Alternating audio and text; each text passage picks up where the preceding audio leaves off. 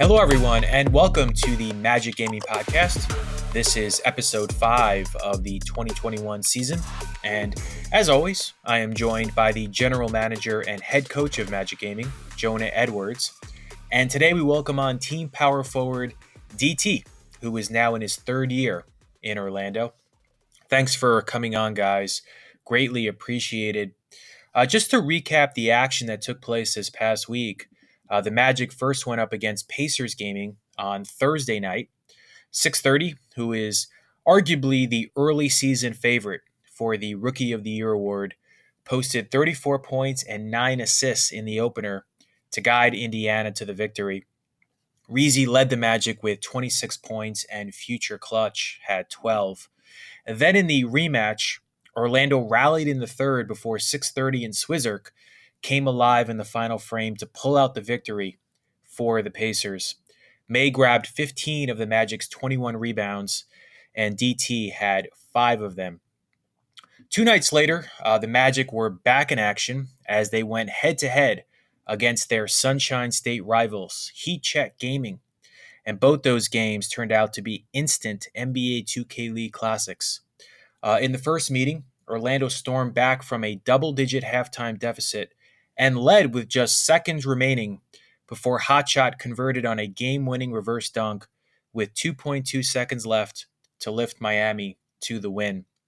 Then in the second game, both May and DT made some big shots late, but again, Miami found a way to eke out the win in overtime as Sav knocked down the go-ahead three-pointer with 2.7 seconds left in the extra session.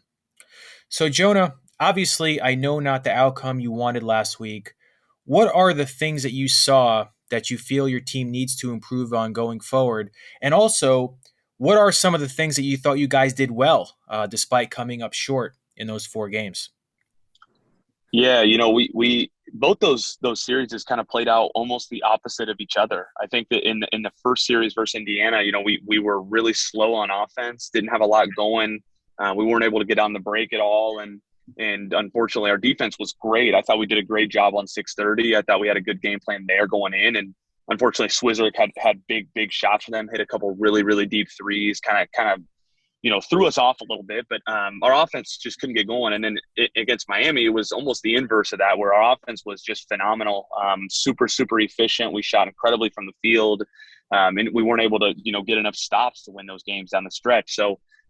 Right now it's really about piecing it together. Obviously our offense has been our probably our biggest weakness. I think that we're well aware of that over the last, month here. But, we obviously look at that Miami game and we see a strength there sometimes. And, Snubby's been phenomenal on offense. I will say I look at that game. I don't see a lot of mistakes DT has been making. It's not.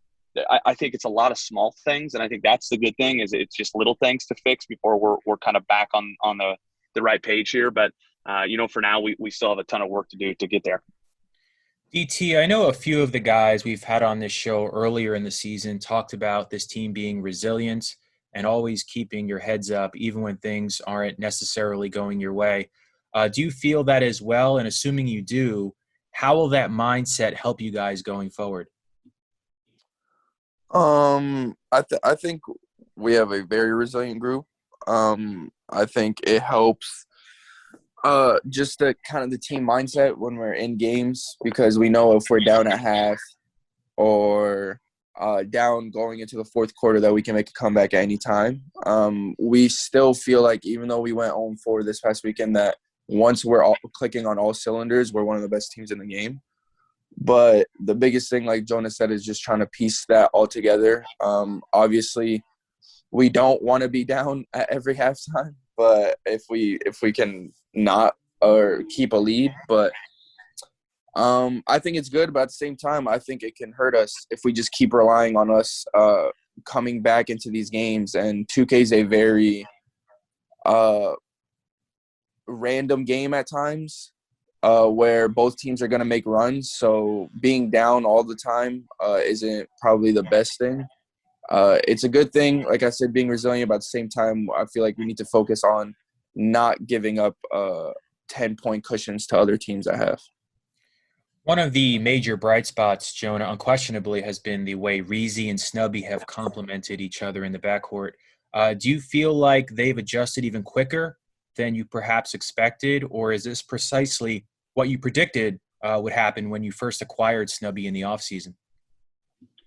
It's funny, Josh, because in normal circumstances in a normal season, obviously we get this league build, a month before practice or before the first games start. And, it's funny in context, like if you look back, we would be like through the tip off only right now. So obviously we're at week 4. So that's, we're well ahead of schedule as far as, as many games as we have played. Normally we would have a ton more games in our belt. So with that being understood, I think that they've done an incredible job of adjusting to each other. Obviously, this is the first time that I think that Reezy's had a shooting guard next to him. He's felt truly confident in his ability, and it's to the point now where we're more than okay with Snubby bringing the ball up and working out on occasion.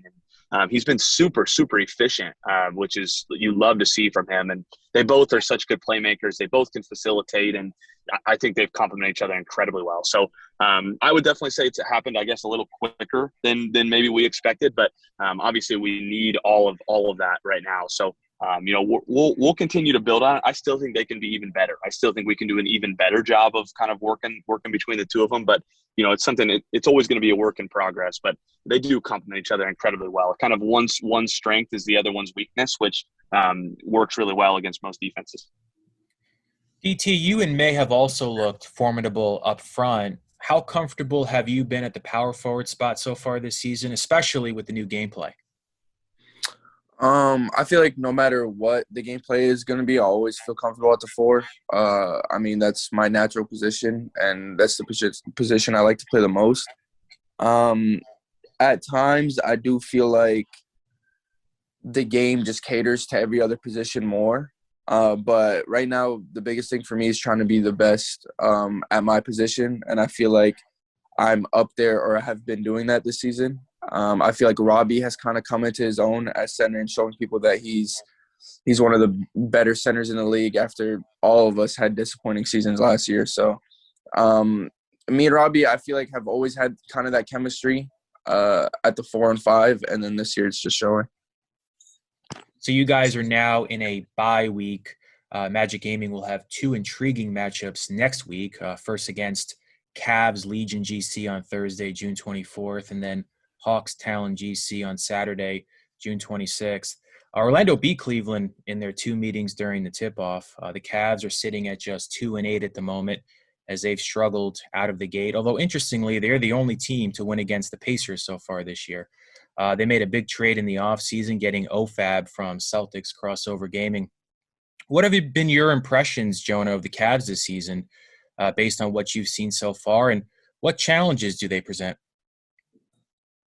Yeah, I would say, first of all, I think that they've been really consistent with Schreiner's ability to score. I think Schreiner's been pretty good, one of the premier, sharps in the 2K league this year. And, OFAB has improved since the tip-off tournament. I think that he initially was not, fully adjusted to this game. And obviously these things do take time. And, I think that now he's feeling a lot more comfortable. With that being said, though, their defense has probably been their weakness, and just consistency in general, I would say, is probably their biggest weakness. But they, made a position change last week, moving D-Law to center and Ave Mario to power forward, and having him guard the pick and roll. And I think that improved it a little bit. But we saw Big Rim enter the lineup, and God of 2K, who's actually the season 2 defensive player of the year, kind of, go to that 6-man role. So, we'll see what lineup they come out with, and that'll kind of be the question mark for us is, what they're going to actually be running. But, I still think that if we come in with our game plan and we play the right way, we're able to get stops on defense. We should be good, because I do think that offense or that defense is one we should be able to score on. DT, how do you see this bye week helping your squad as far as getting some extra rest and also some added practice time ahead of those matchups? I think it's big, especially for our mental. It coming after an 0-4 week, I feel like is good because it kind of gives us like time to reset, not panic, not feel like our season is already over and we're not even halfway through. I feel like this week everyone can just relax a little bit. I feel like we've been putting in a lot of time leading up to this bye week because we knew it was going to come soon. And then this bye week for me personally is just kind of to mentally reset, not overexhaust my mental into the season and just come back. I feel like this next week is probably our biggest week of the season.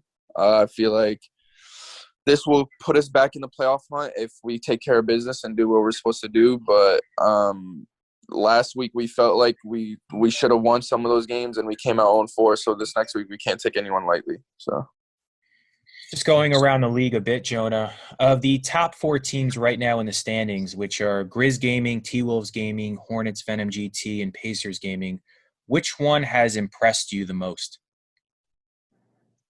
Well, I think, the T-Wolves are the obvious answer because they obviously won the tip-off tournament and they've been phenomenal. But I'd say that the most impressive, based on expectations, would probably be the Hornets. I think that a lot of people expected the Grizzlies to take a step up and play. But the Hornets have been a big surprise. Their defense is pretty good. Sherm is just a warrior in the regular season. The guy just wins a ton of regular season games. He just finds a way to get it done, and him and both PP Ballin are that way. So they've been phenomenal so far. And really, I think the most impressive piece of their team is Rigby, their shooting guard, who right now is probably without doubt a top 5 shooting guard in the league. And he's phenomenal, a super reliable shooter and scorer. So, it's going to be tough. They're going to be a tough out every single time. It's so early to start analyzing the MVP race, but I guess based on my own observations right now, some names in that conversation are potentially 630, Vandy, Shifty Kai, Chalk, Bash, probably missing a few. But is there someone you feel, DT, that's leading the pack at the moment? I'd probably say it's just such a close race because all those records are kind of close. Towards the end of the season, when the records kind of show more who gets the first, who gets the second seed, I think it'll. But right now, if I had to pick one, I'd either go with Kai or Vandy. Jonah, do you have any opinion on that particular subject? Yeah, obviously the player I'll choose is not one of those DT names. I would go with Chalk. I think that even though obviously he's a character for sure, and maybe not sometimes the best teammate, I think he's been phenomenal this year. And I was also kind of say that. Yeah, I think a lot of people are kind of changing the way they play based on how Chalk is playing the game. And he's just been super phenomenal. And that's with, a lot of changes in the lineup and some lacking in skilled teammates from his perspective, as he vocalizes at times. So, but he's been phenomenal. I feel like a lot of people have their views on Chalk, like as a person or as a teammate or whatever. But when it comes to the game, that guy is elite. He is very good at the game. And if their record was better, I would have said Chalk. That was the name I was thinking of. But I think if their record continues to improve towards the end of the season, I could definitely see him getting it. So what separates Chalk from some of the others as far as his skill level or his talent? What does he do so differently than some of the others at his position? I think he's very good at – they play a very high pace and they don't slow down for anyone. And playing at a high pace like that, at the same time making almost the right decision every time is very hard. I feel like he's a good decision maker. He's not scared to take 50-50 shots that might be a bad shot, but they end up being a good shot and he greens them. I feel like he's good at keeping defense honest. And he's probably one of, if not the best passer in the league. He's very good at hitting the roll at the right time, hitting the corners at the right time. I just feel like sometimes he gets in his own head when he's not playing good and he's not comfortable. But when he is comfortable, he's probably a top 3-point guard in the league when he's in his zone. Is there a team, Jonah, that has started off slow that you think is likely to turn their season around as we move forward here? Yeah, that one's a little tougher because it just not a lot of separation there. But I look at a couple teams. Like I don't know that the Warriors and Wizards are playing their best ball right now. I don't know that the Kings and Jazz are playing their best ball right now. I think that all 4 of those teams can improve as the year goes on. But it'll probably be Genji is my guess. So I think that Genji is obviously a team that is super premier offense. but they just haven't showed up in several of their games so far.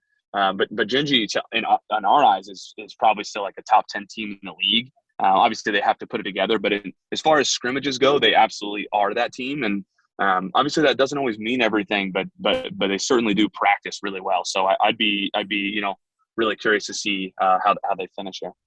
How different is Gen G from last year when they had Shifty Kai? Now I know with Jay Money at that spot, are they significantly different in terms of play style, or is it just different personnel kind of running the same things? I think it's definitely a completely different play style.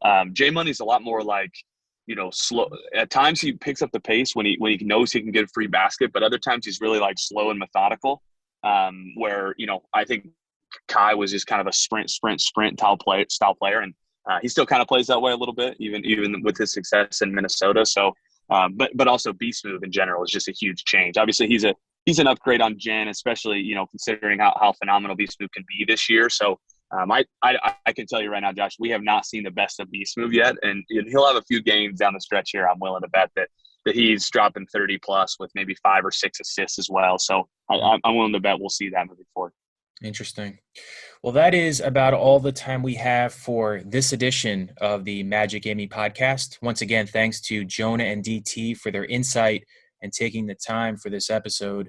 As mentioned earlier, the Magic are in a bye week, but be sure to tune in next week when they take on Cavs Legion GC and Hawks Talon GC. Thanks so much, and we'll catch you soon.